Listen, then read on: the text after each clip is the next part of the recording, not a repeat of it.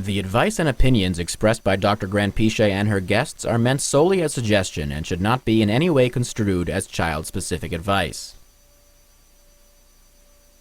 Dr. Doreen Granpeesheh is the Dr. Doreen is an expert in autism. Doreen Granpeesheh. Dr. Granpeesheh. Dr. Doreen Granpeesheh. Dr. Doreen Granpeesheh is a visionary in the field of autism. Now you can ask her questions on Ask Dr. Doreen.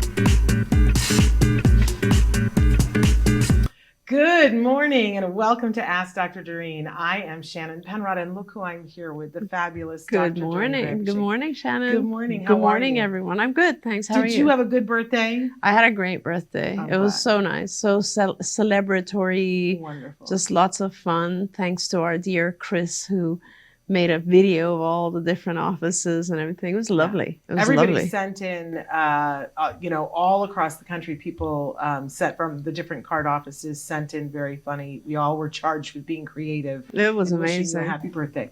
It strained muscles for some people, but it was a really good time, and we enjoyed watching all of them.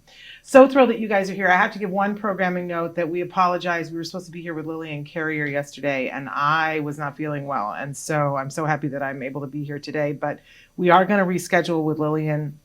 I also wanted to make sure you guys know this week it's the Easter Seals Disability Film Challenge. That a week and a half ago, they had 5 days to film and create these wonderful films around a theme, and they're out right now, and we have several people that are going to be on the show promoting their particular film. The prize this year is $15,000. Wow. So that's some serious money we're talking about. And, Yes. and I know I felt so bad because we weren't able to be here with Lillian. So if you go to our Facebook, there is a link to Lillian's video, and every time you watch a video, it's you voting for the video.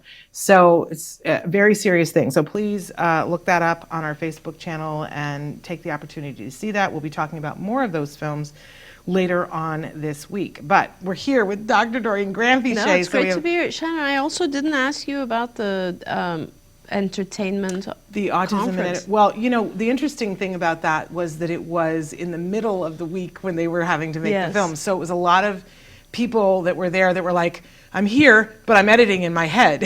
Do you know what I mean? It was really a lovely conference, and congratulations to Judy for making a really wonderful event. And I think, it was the first one, so it's it's just the ground of what they're going to be able to do. We were in the ballroom, Chris and I, and so we got to see a lot of people. We Nice. want to thank Wild Republic because we had a lot of stuffed animals that we gave away, and people were like, where is everybody getting these crazy, wonderful stuffed animals? Nice. And we talked to a lot of people. It was really, really fun. And I forget that I just don't go out at all anymore. Like, I'm here, and so I interview people, and I feel like I've seen them, but people are like, you're here. Yeah. I don't know when I've seen You're you in last. person. You're in person. I don't know when I've seen you last. So it was good. It was I have to admit that I'm like still struggling a little bit to be around large groups of people, and it was a Interesting. lot of people. Yeah, It was she a lot had of over 500 people, I think. Yeah. And so there were a couple of times that I was like, breathe. We're with people. Really? They're real. It's okay. Wow. But it was a really, really lovely event. And I think that a lot happened at it. Great. We saw some of the speeches. And then during the lunchtime, I will say that the lady who's actually doing the research was Yes. there. I read a brief statement because you sponsored the research. Yes. And I read a brief statement, and I met her, and she did a brief statement. And she's all excited about the research. And I said to her, when you have it, she said, would she like to see it? And I said, yeah, she'll geek out on that. She'll like that a lot. Yeah. So she would love to connect for with sure. you when Definitely. That's when that's done. awesome. But it was a lovely, Great. lovely event. And it's Well really one of the only events that I'm going to this month. There have been so many events. I know I can you've been imagine. here, there, and everywhere, but it was lovely. So anyway, if you're joining us right now, we're live, and the date today is Tuesday, April 16th. The year is 2024, for those of you that are archiving, right? We're live right now on Facebook, YouTube, and Twitter. You can be writing in your questions. Our topic today, our starting topic is food selectivity. And we'll have Dr. Granpeesheh explain what that actually is, but I want to remind you right now, Facebook, YouTube, Twitter, and about a dozen other sites that our fabulous Chris Desmond will show you in the next couple of minutes. Don't forget, though, this show will be archived on our YouTube channel, where we have thousands of videos. And you can search topics there and find answers over the last 14 years. Just really crazy to think about. But also, the show will then podcast to every major podcast platform where you can get a podcast for free. It will come with ads, because we understand that's how podcasts work. If you would like the ad-free version, you can do that by going to glow.fm/autism-live. Now, I want to be clear that there is the Autism Network, Autism Live, and Ask Dr. Doreen. And Autism Live and Ask Dr. Doreen are its own podcasts now. So if you want to get the Ask Dr. Doreen podcast, you need to subscribe to it so that you can get it automatically. The only place where that is not true is if you go to glow.fm/autism-live, where if you pay a small fee, you get it ad-free and you get everything that the Autism Network does. So we hope that you will check that out and do what is best for you so that you can be being a part of this. You know, at the Autism Network, we're always trying to provide information and inspiration. That's what we're here about. So good morning to Susie, who's already here with us. Let's start, Dr. Granpeesheh, with what is food selectivity? Because that's kind of jargon in and of itself. Oh, interesting. So, you know, it is what it says. There are a lot of individuals who, on and off the spectrum, who are very selective about what they eat. Now, I guess the bigger question is what causes it? And I think it's a number of different things. There's no real, I guess, research saying these are the things that cause food selectivity. But, you know, if you look back at the symptoms of autism, and also things that correlate to autism that are not necessarily part of the symptoms, it becomes reasonable to say there are a number of different things that will lead to food selectivity. And what I mean by that is that, for example, we know that one of the symptoms of autism is sensory, issues, sensitivities, right? And so part of that could very well be the child has a sensory negative reaction, or the individual has a sensory negative reaction to the food, whatever that item might be. And that I've definitely seen many children who will only eat things that are crunchy, will only eat things that are mushy. Yeah. The texture of the food has a lot to do with it, right? So that's one thing for some children.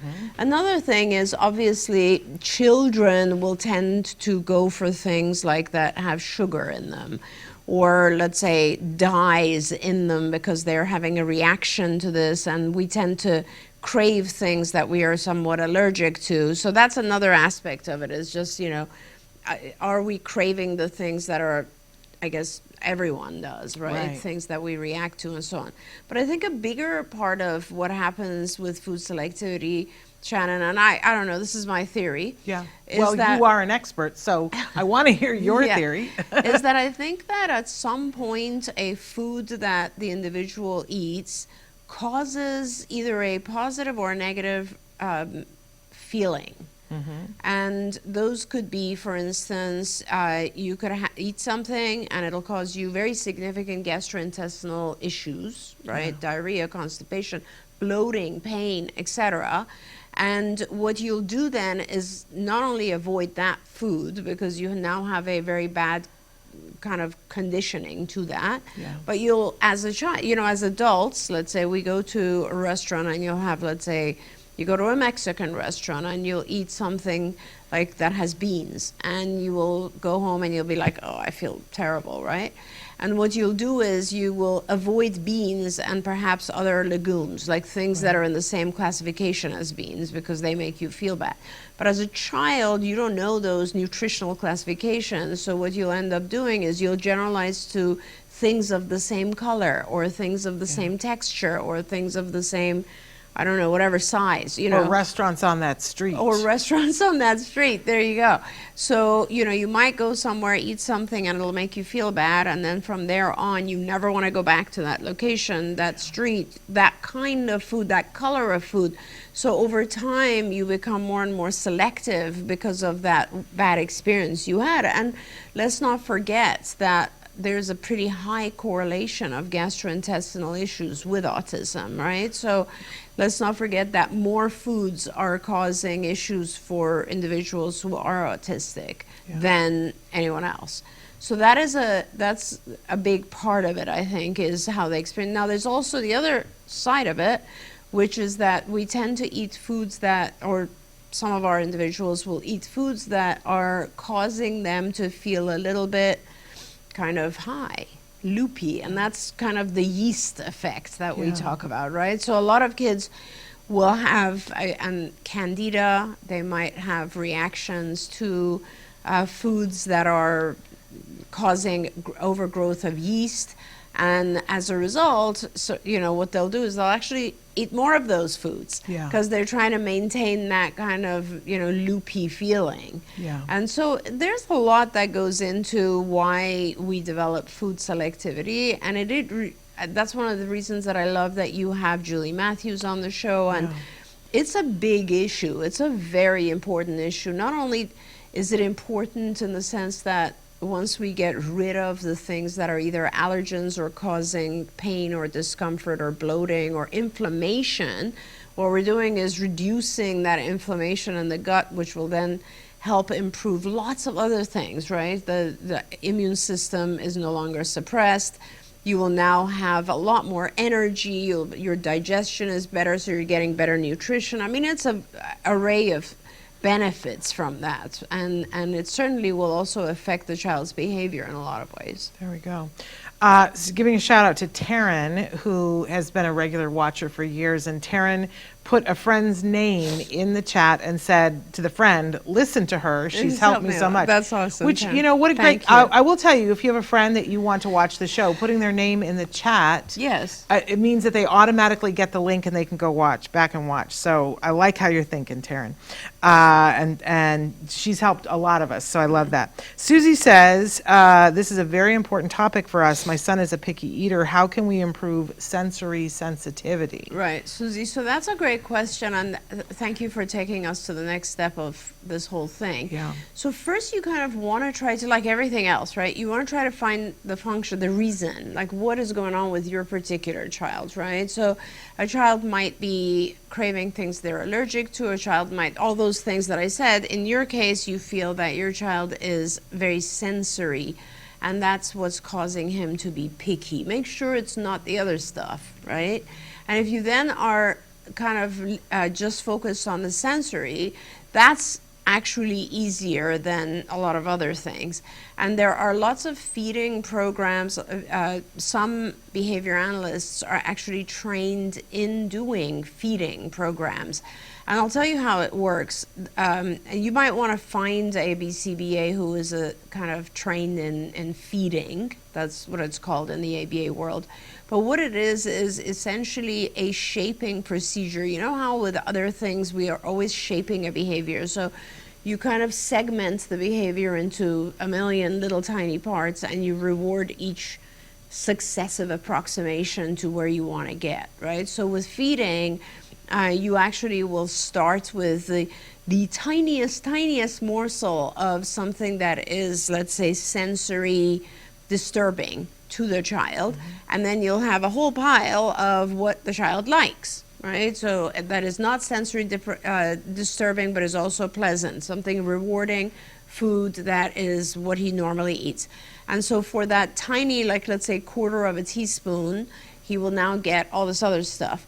And over the course of time, you reverse that schedule. So that quarter becomes a half a teaspoon, you get your dessert, let's say, and then you do 3/4 of a teaspoon and you get what you want, and a full teaspoon, and so on, to the point where we now have a pretty, broad diet, and we're eating all the things that we used to not like.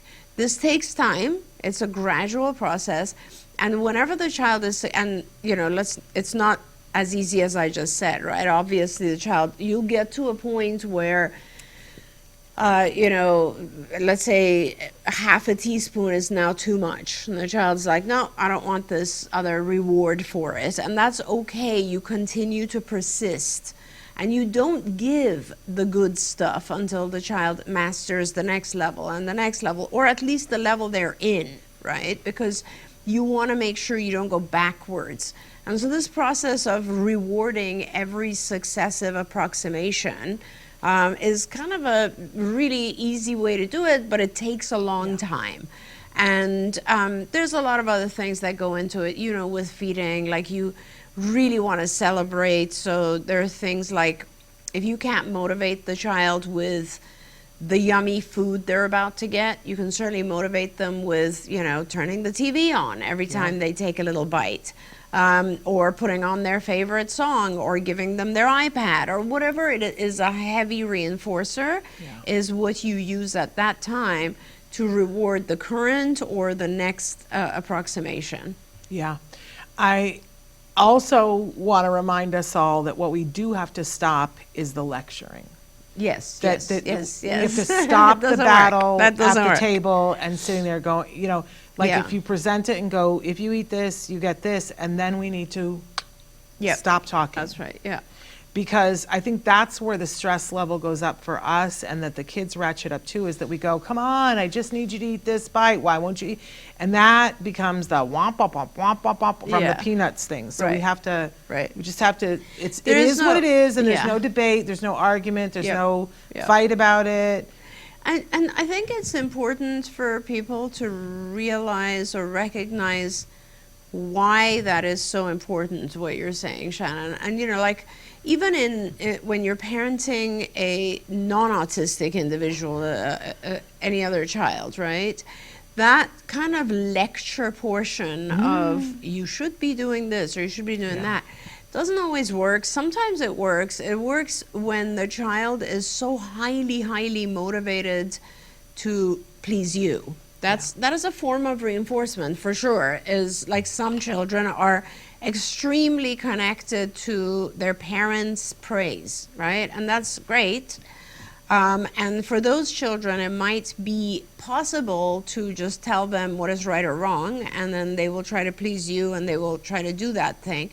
But for a lot of children, it is more it's not, you know, they're not willing to go that far and take something that they really feel like it's going to make them gag. And I want to say, the one side of it is the lecture, the other side of it is forcing. Like, you never want to force a child to eat something, because truthfully, that actually can become also aversive, and it's just not something you want to do. It's not a good plan. The child will not only react to that, but they will react to you. It's just not a good thing. It's punitive, and you never want to really take that approach. There we go. I didn't really say before, but, you know, if you guys don't know, I think the people here watching know, but Dr. Granpeesheh is a true expert in the field of autism. Been working in this field for more than 45 years. And you happen to be an expert in food selectivity as well, as part of that. I mean, I don't know if I'm an expert, but I've done feeding, yeah. You've done it for 45 years. Yeah, I think yeah, that I've done qualifies you for an expert. But I do want everybody to know the disclaimer that, you know, she doesn't have eyes on your particular Right. circumstance. So we gave the thing at the beginning of the show. Yes, disclaimer. Consult with somebody that's close to you. This is meant to be, you know, things for you to take into consideration, not medical advice. Okay. Lucy says, good morning. Do you recommend fermented foods, since there are many probiotics in these foods? It may be a challenge to have my child accept these foods at first, but I have heard many great benefits of eating fermented foods. She went on to say, we have had feeding therapy at our ABA center, and we have seen major progress. It takes time, but it's been working well for us. We're now over a year, but it has been so much better now since when we started. Yeah, it's those incremental, there'll be a day and a time sometime in the future where you'll be like, oh, that was 10 years ago and we don't have to do that Yeah. anymore, right? Yeah, it's true, Because time absolutely. marches on, you might as well It be does, for moving in the right sure. direction. For sure. So- And in regards to the fermented foods, Yeah. you know, you can go that path, and certainly fermented foods are good for us, but you could also go the path of really, really good probiotics. And I have to say that, you know, I'm one of those people that believes that if the gut balance of good and bad bacteria becomes kind of dislodged, if the balance is overturned, if we end up losing a lot of our good bacteria, for one reason or another it happens, it's really, really hard to get that balance back. It is, a friend of mine who was a chemist said to me, it's like trying to populate a beach with handfuls of sand, right? So it takes a really long time, and very, very strong probiotics, prebiotic foods, etc. I have always found that for myself, and for a lot of kids, I actually learned this from one of the physicians who is in the field. VSL3 is a fantastic probiotic. It is stronger, much stronger than anything that's on the market. Yeah. It's 450 billion cells in one little packet, right? And not to advertise it, but it's super strong. And it's not always good to give a child something that is super strong. You always want to work your way up to it, because it also, a high level of probiotics can cause diarrhea. Yeah. So it's just something that I advise you to try to, if your child is having issues with their gut, you really should be talking to a variety of people, a nutritionist or a dietitian, as well as I often really recommend kind of naturopathic, homeopathic, functional medicine physicians, but also it's important, I think, to talk to Western medicine physicians, because you want to be able to make sure there's nothing else wrong,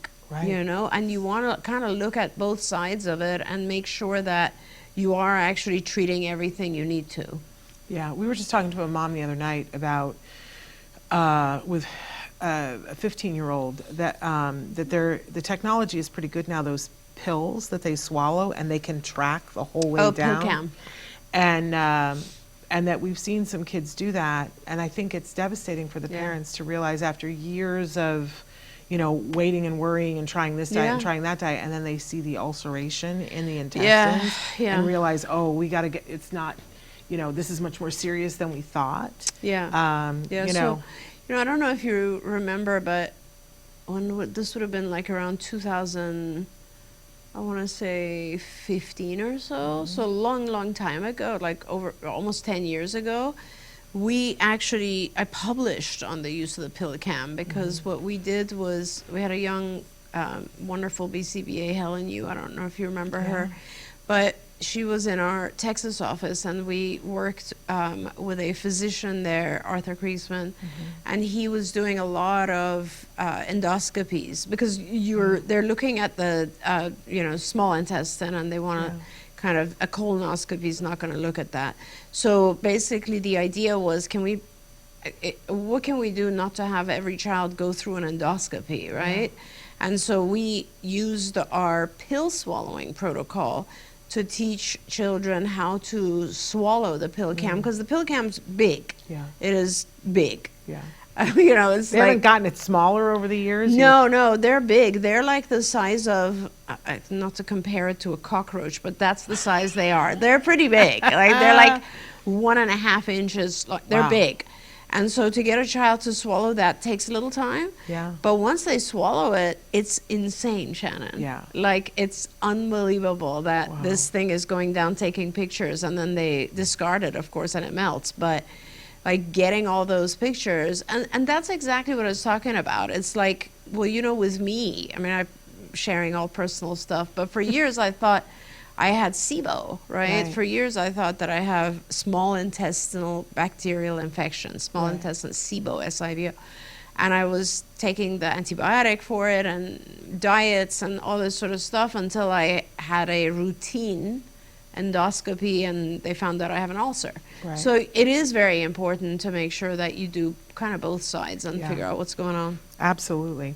Andrea has written in and said, "Good morning, ladies. We are doing nutritional therapy along with all other therapies, ABA, OT, and speech. In nutritional therapy, they say to start where the kiddo is at and only change things in 10% increments. Yes. By doing this, my son is now eating over 50 different types of plants a week. Isn't that amazing?" That's Love that. exactly right, Andrea. It's the same in ABA. You basically always want to start with baseline. And baseline is where your child is, and then you will gradually change it from there. So absolutely. Wonderful. And I also want to say that Rodney says, "Hi, Dr. Doreen." Good Love that. morning. Good morning. Rodney. Okay, so we have a question that came in earlier this week. How do I get my child to eat healthy food? He eats 3 things: Burger King French fries, Chick-fil-A nuggets, and McDonald's hamburgers. I have to go to 3 drive-thrus to feed him. I feel like a failure. Aw. And he drinks tons of milk. How do I get him to eat something else he refuses? Yeah, let's all take a breath. Yeah, but I have good news and bad news. I'm going to give you the bad first, because the bad is where the hard work is. But I want to tell you, you're going to have a really beautiful result. So here's where you start. Let's put the food issue away for a minute. You have to get him off milk. Yeah. And I have so many children where this has happened, where it's interesting. You know, I would never typically tell a child, tell a parent, get your child off milk.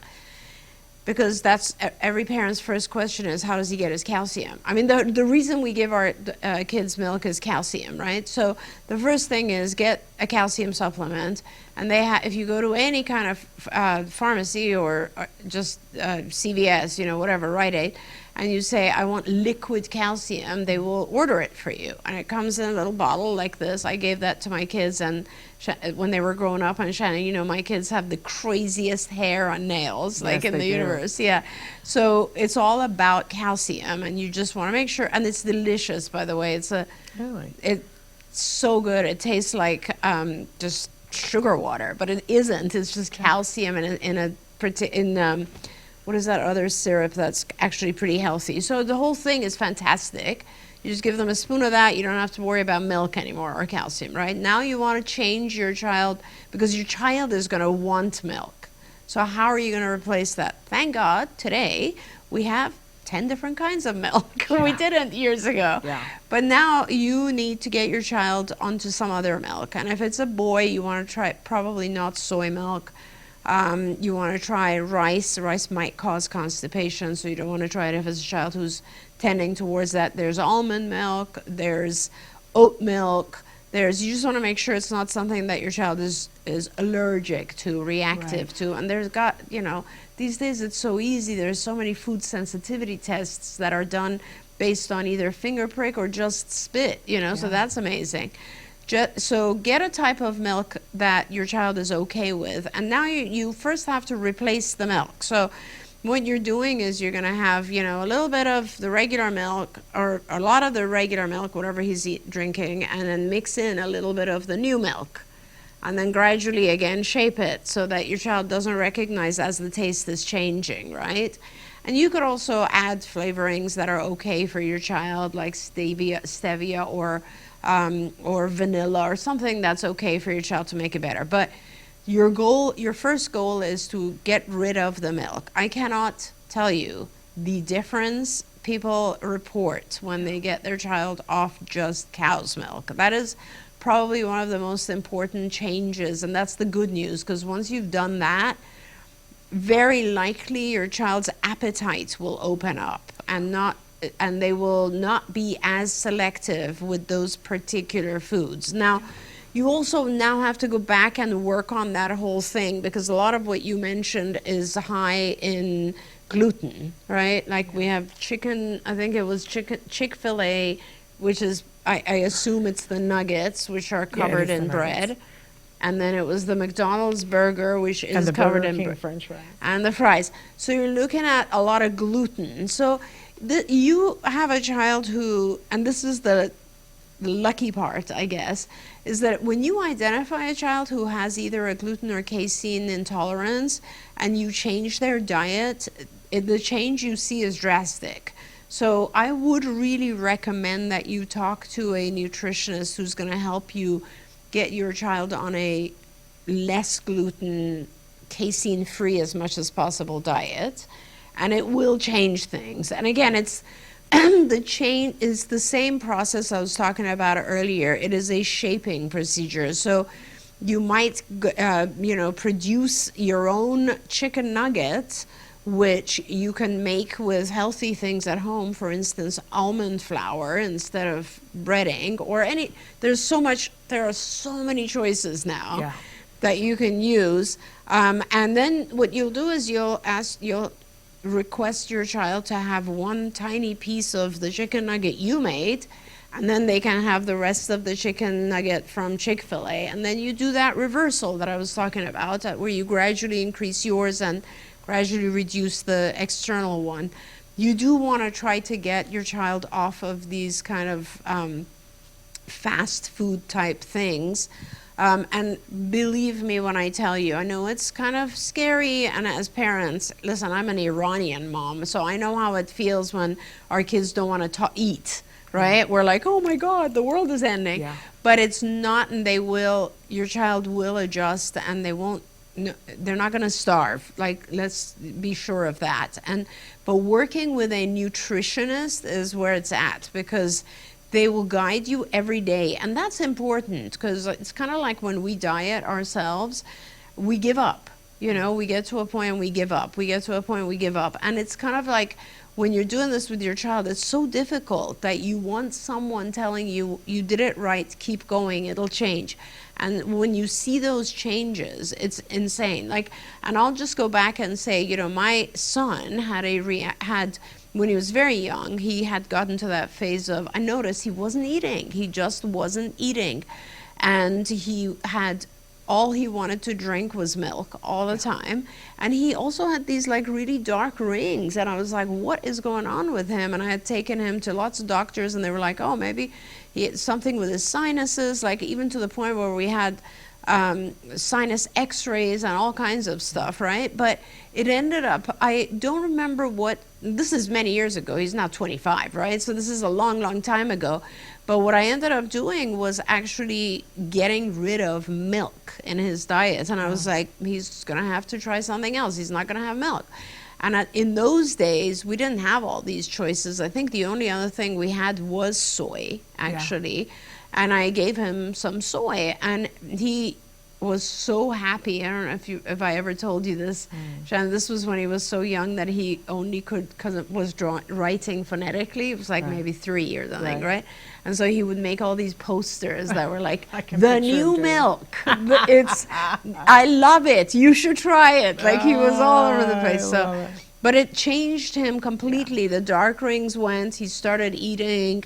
I mean, it just changed him altogether. Yeah, well, I'm somebody who's allergic to milk, and I've cycled in and out of my allergy to milk. As a baby, I was allergic to milk, and so I didn't have milk. And then I think when I was 4 or 5, my mother started giving me milk, and that was fine. But then when I got to college, I was having all of these problems, and finally went to an allergist who said, well, you're allergic to milk. And I thought, because I love milk. I love cheese, I love yogurt. And most of my adult life, I've been either vegan or vegetarian. So you take away my milk and I'm lost. But I remember a sophomore in college going off of milk and going, what just happened? Yeah. That my whole body was different. Then, later on as an adult, I did a test and I was like, oh, I'm not showing myself sensitive. So then, of course, I promptly binged for the next 10 years on it. And now I'm horribly allergic. I eat a little bit of milk and I'm hives. I'm Hive City. Wow. So, and that's a bummer. That's amazing. That's a bummer. But there's all kinds of other stuff now. There's so many options now. It's like, I don't remember the last time I had milk, honestly, because I'm just an almond milk drinker, and that's that. I mean, you can go anywhere now and order 5 different kinds of milk. Oh, I know. It's crazy. So, But I will say, for those of you who are like, but I look and there's all these ingredients in the nut milks, I will tell you that you can get a machine now. Oh, yeah, That, yeah. you know, they're a little bit pricey, and we've said to one that they should sponsor us, and they haven't, so I'm not going to say the name. You want me to say the name, you got to sponsor. I'm getting down and dirty with things now. Good, yeah. But they have these machines that you put like a little bit of nuts in, and they say if you want it a little bit sweeter, 1 date. You don't want chemicals and no sugar. 1 date. You don't have to do it with a date. You pour in the water, you push the button, and 2 minutes later you have completely chemical-free Yeah. nut milk. It's good stuff. Yeah. It's really good stuff. Yeah. So there you go. I have this question that I promised Marina that I would get to. Oh, sure. Hi, thank you for all your support. You both have provided me via YouTube forever. Grateful always. You're in my prayers. I have a question. My son, 6 years old, he has good manding, but he's not asking questions yet. Do you have any tips to teach manding for info? I've got skills, but I need help. I want him to expand his language. He can speak more, but he doesn't have the motivation to do so. And when it comes to factual things, he doesn't understand and cannot answer on it. For an example, best friend, favorite color, what's dad's car? Yeah. Okay. So, language development goes in a particular order. Manding is the very, very first thing that we do, even as infants, which is requesting things where the object in itself or the thing that we're asking for in itself is rewarding. So when you're a baby, you will mand for mommy, you will mand for food, milk, whatever, bottle. And what you're doing is, and that's the very first form of communication. Like that is where you, in typical development, you are realizing that there's a way to get the things that you want, and usually from others, right? From another person. This person is a means of getting for me what I want. And that's manding. The next level that occurs is tacting, which is just labeling things. And now what's interesting about tacting is that you generally tact to your parents when you're first developing, right? So you're labeling things to your parents, and there's still a reinforcer in it, and the reinforcer is your parents going, that's right, good job, wow, and that is like the initial building of language. And it's really interesting in studies where like children have been abused or in very severely neglected, that phase of tacting is either completely delayed or just doesn't occur because there is no one to encourage the child to continue to label things. And this is like, I always say, imagine the, let's say, 2-year-old sitting in the back of the car just going, fire truck and red wall, whatever it is, right? And so that stuff, it happens next. Then the next phase that happens is intraverbals. And I think the last example that the parent was talking about is like talking about something is an intraverbal, right? Yeah. And that doesn't happen. There's a lot of complicated basis for how an intraverbal can occur. And an intraverbal, first of all, you have to have an understanding of lots of different developmental stages. I don't want to go into a lecture, but it's like, I can still talk about things that are not present because they are in my mind and I can describe them. I can also talk about things that who I'm talking to know about because you have knowledge from other sources, and that's the theory of mind stuff that comes in. So there's a lot of, background information that a child has developed by the time they start to use intraverbals. With your child, the fact that they're manding, that's a wonderful thing. That's great. You need to be talking, and if you're using the language of saying my child mans, then you're definitely working with a BCBA, right? Because that's ABA lingo. So please go back to your BCBA and say, hey, we need to move on from manding. A child can be taught to mand for, food items, toys, objects. They want activities. I don't know if your child is manding for activities, things that they want to do. That would probably be a step. They can mand for people, right? People that they want to hang out with. But generally speaking, manding has to do with requesting something that is in and of itself reinforcing. if you've done all the different types of mends, you need to move on now to tacting, which is labeling things and then everyone rewarding the child being able to label. Labeling things has its own set of advancements. So you will label something initially on its own, then you can label it as with descriptors, which would be adjectives, and the red truck. And then you put that together with things like other descriptors in the environment, like the red truck that's on the table, those types. So it is a very expansive. You can go very far with just tacting. But intraverbals are then talking about things that are not necessarily present visually, and that is another phase. So I feel like you can't skip these phases. You sort of have to develop. I do want to say that if you want guidance or help with this, we built a system many years ago called Skills. She has skills. She said in there that she has Okay, skills. great. So if you're on Skills, then just follow the lessons. Don't worry about manding, tacting, interverbals, and all that sort of stuff. If you've done the assessments should have given you a series of lessons, and you're in language curriculum, go in language curriculum and just keep moving up to the next level. Yeah. Don't try to jump ahead. You have a lot of lessons in between. Yeah. And there's a little trick with Skills that the lessons are numbered. Like you were given a recommendation, and so you have a bank of things that these are great lessons for your kiddos. Yes. And I think what parents do is they read through them and go, "That's the one I want to do." Yes, yes. But they are numbered, and not only are they numbered, they are listed in order of like this. Everything has a prerequisite. Yes. And you need to do the prerequisites, and when you've mastered something, it kind of tells you where to go next. So you do have to follow the order of things. That is very, very important. There we go. I got a couple of food questions I want to get to. My daughter will not eat anything mushy. No applesauce, no mashed potatoes. Should I be concerned? She's 12. At what point do I give up and say that's just her preference? That's a great question, and I appreciate that you brought that to us. I don't think you need to be concerned unless there's a nutritional deficiency or it interferes with her, ability to live happily.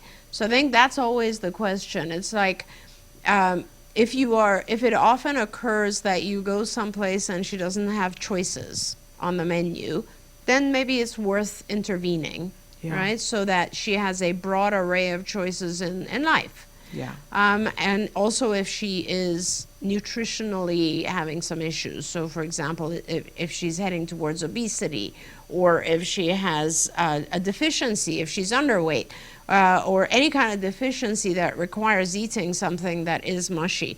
Those types of things you should discuss with a nutritionist. Other than that, if she's doing fine, she always it's kind of like when you're vegan. That's a great example, right? It's a choice that you make to be vegan, and you're not always going to have a lot of, like, I go out with my daughter who's vegetarian and gluten-free, right?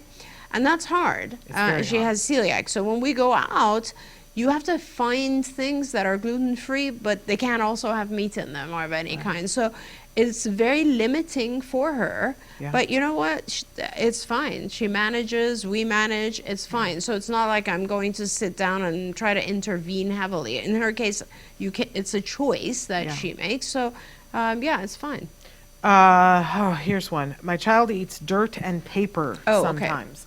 Recently, somebody told me that is called pica and that I need to get help right away. I looked it up, and he's not eating batteries or anything sharp. Should I still be worried, and how do you treat that? Yes, pica is the ingestion of non-edible items. So it's not that the item itself could cause danger. Obviously, that is one particular thing, right? So sometimes children will eat rocks or stones or pebbles or things that can actually cause a lot of problems, as you said, batteries or sharp objects, that sort of thing. But it's not that.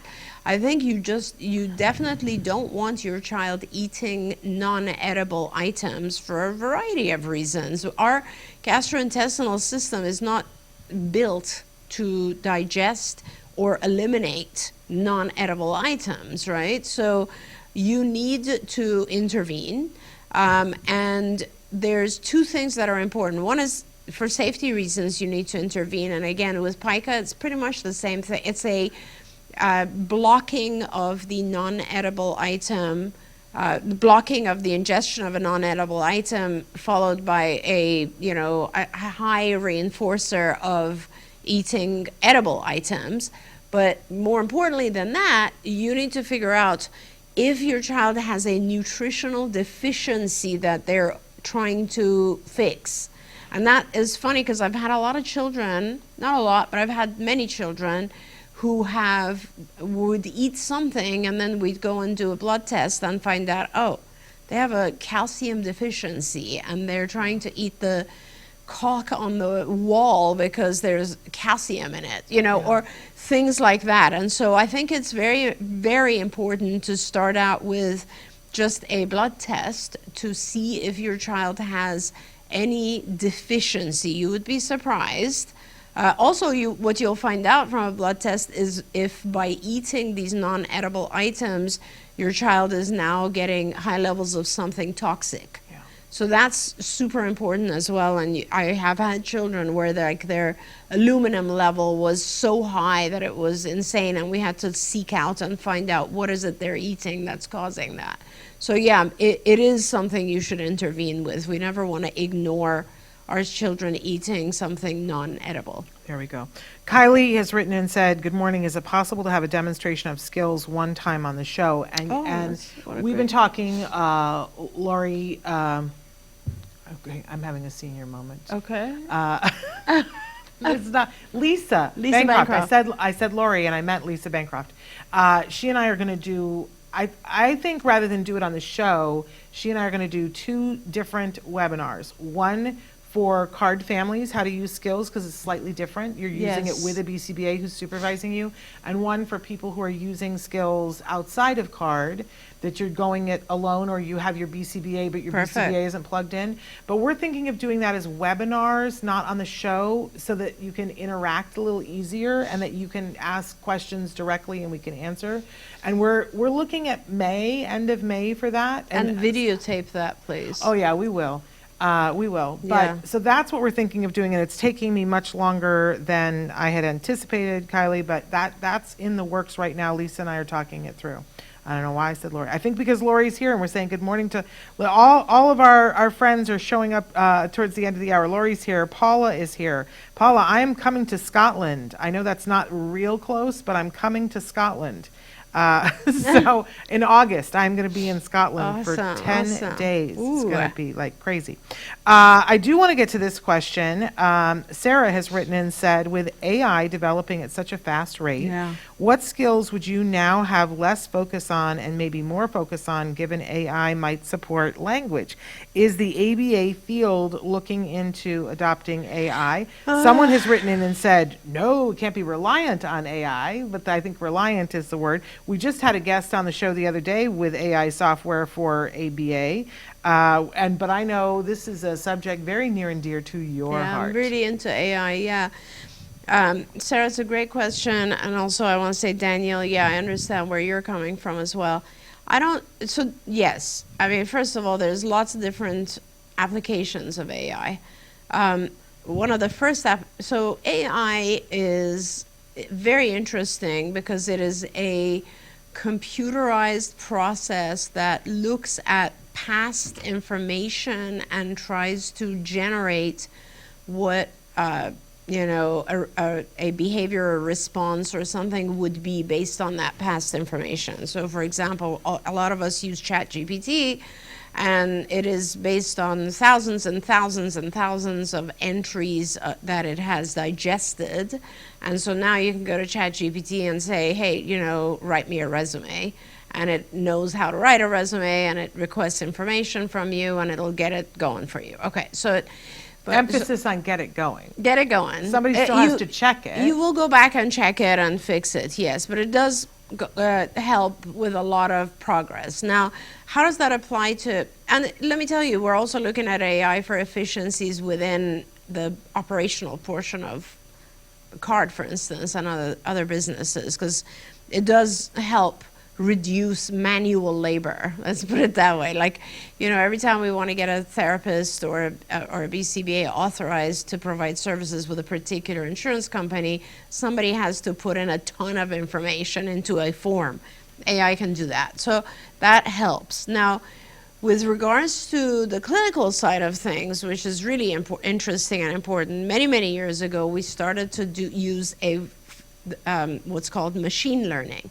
Machine learning is the basis on which AI could be developed. Machine learning is a computer going in and looking at thousands of millions of data points and analyzing and looking to see if there are patterns in those data points, so that an AI algorithm could jump on that and say, hey, based on this pattern, this is what we're going to do next.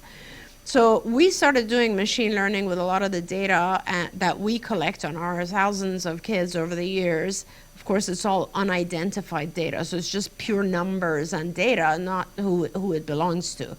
When you look at those, we were able to publish a study that said, hey, we're looking at 16 specific phenotypes, subtypes of autism.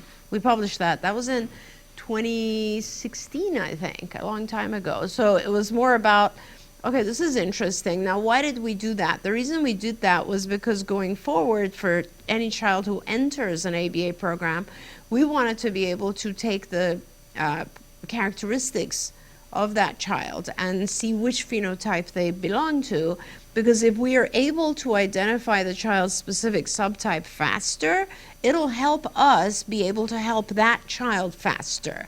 I mean, as you all know, there's lots and lots of different types of autism. There are children who are visual learners. There are children who have food selectivity, great example. There are children who do very well with, iPads as a reinforcer. There are children who are very hyperactive. So identifying their phenotype helps us look at that subset and look at the kids who did really, really well in that subset and figure out all the things we have to do for that subset as opposed to the whole spectrum of autism. So that's one way that AI is going to help. Now, also, I do want to say gamification or producing games is another AI type of thing, right? Where you take a subject, and if you think about all educational games where there's nothing wrong with them, they're awesome. Yeah. So like you look at a game made by Sesame Street. My kids used to play these games, right, with Elmo, right? And it shows like, touch pink or, whatever it is. And as the child did it, then they received a whole, ooh, yay, and all that. Many years ago, we produced a series of games called Camp Discovery. They are on the app library. Yeah. And Camp Discovery teaches our kids based on ABA systems. So it has kind of a discrete trial thing built under it, into it, so that the same process where you receive something, you're rewarded if you get it correct. If you're not, you're prompted. It's like the same algorithm that we use in therapy. And so we put in the first few games, right? A few lessons, the earliest lessons, like colors, numbers, alphabet, those types of things. And we are actually, now that AI has advanced so much, we are looking at making more games for our kids. Now, Daniel, to answer your question, I agree with you. There's a limit to that. And we were doing this because over time, we want to be able to take advantage of every awake hour of the child. So if the child's sitting in the back of the car, we want them on Camp Discovery or whatever we end up naming the new gamification. But we want them learning. We want them learning from these things, right? But if it gets to a point where the child has mastered all this stuff, we do actually want them observing. Yeah. We do actually want the child to interact with people, because there are subtleties that no chat bot or AI robot or anything has yet to be able to conquer and understand.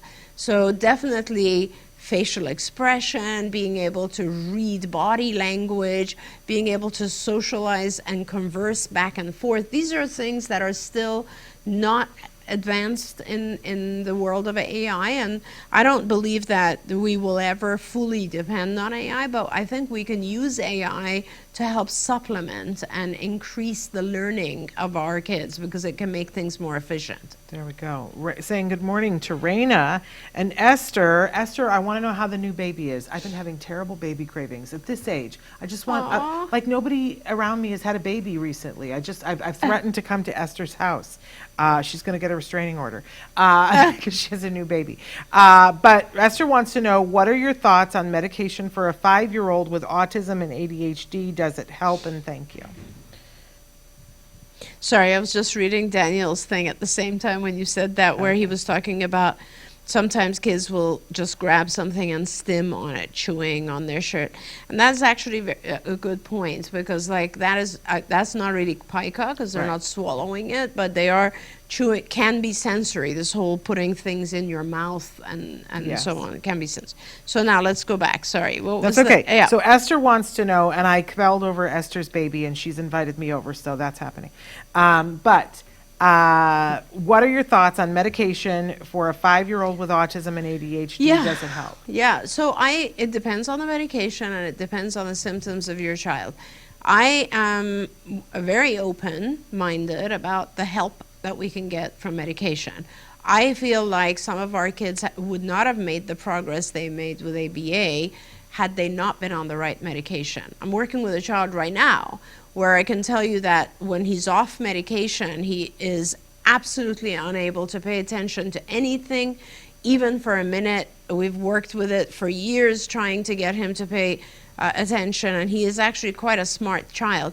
And when he is on his medication, which is in his case, because he also struggled a lot with obsessive compulsive behaviors, I really wanted him, I've been working with Cleveland clinics for him, and I really wanted him to be on an SSRI type of medication, something that would help take the edge off his obsessions, right, and reduce his need to do these. He has obsessive body movements that have to occur in a particular pattern.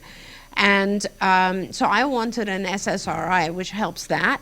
But his attention was so just impossible that the physician that I work with at Cleveland Clinic, who's brilliant, Dr. Aldo Seri is a neurologist at Cleveland Clinic, he felt that we could also use medication to help with the ADHD portion of it.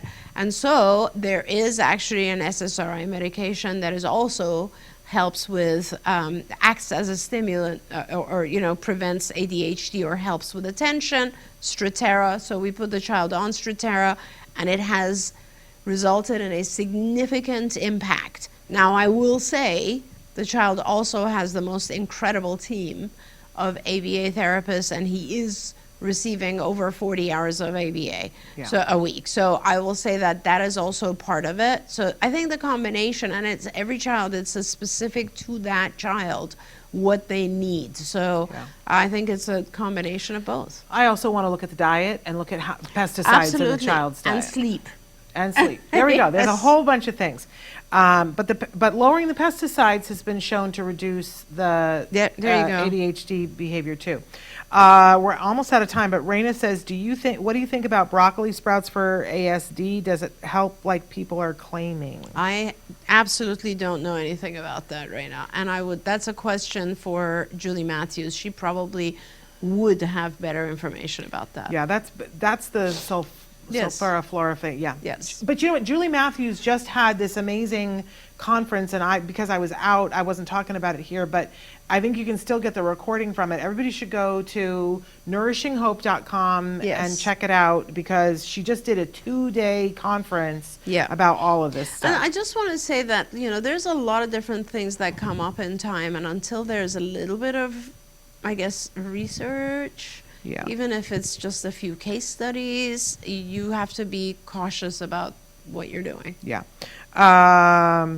Okay. And I know that there's a discussion about the chewing with some suggestions. Thank you for that, Anna. Autism Journey with Elijah says that their child is doing guanfacine. has ADHD and autism, magic, it works well. So for their child. So it's different for everybody. Okay. So that's all the time that we have for today, because I also have to run through what's happening on the show this week. Tomorrow, we're having 2 actual guests on the show. Thomas McKeon will be here with us. He is a very well-known advocate, a little on the controversial side, who tends to fight very hard for parents, which often that's an interesting combination. He was one of the people that was in the room that chose the puzzle piece. So he talks about why, and he's going to be talking about identity. We're also going to be joined by another one of those artists that's doing a film for the Easter Seals Challenge. Spencer Hart is going to be joining us tomorrow. Nice. Spencer's a good friend of mine and I adore her. On Thursday, hold the phone, hold on to everything, get your seatbelts. Dr. Temple Grandin is back with us on Thursday talking about her new book, which is all about employment Amazing. and the importance of employment. So that's going to be wonderful. And then on Friday, autism expert Jen Barretto is here with us talking about a very serious topic about those severe challenging behaviors and Amazing. self-injurious behavior. So that is the week. Plus we have next week coming up, and I can tell you on Monday, we're having Lisa Ackerman from TACA. Great. They've been doing a month-long conference that you guys should be checking out. So it's busy month. Oh my gosh. And then so many more experts that last week and a half. We'll tell you more about that next week, but that gets you through, and we're going to find a time to schedule with Lillian Carrier, autism, but check out the link to her Easter Seals Disability Film Challenge. Remember, every time you watch one of them, it's a vote for that film. You can vote as many times as you like, and the prize is big this year, $15,000 for the Awareness Award. So Nice. Check it out, you guys. Thank you so much for everything Thank you you. do. Thank you. What a pleasure. And we're so thrilled that we had this time to be with you guys. We'll be back tomorrow. Until then, give your kiddos a hug from me and one for you too. Bye-bye for now. Bye, everyone. Don't forget, you can watch Ask Dr. Doreen live every Tuesday morning at 10 a.m. Pacific time. We hope to see you there.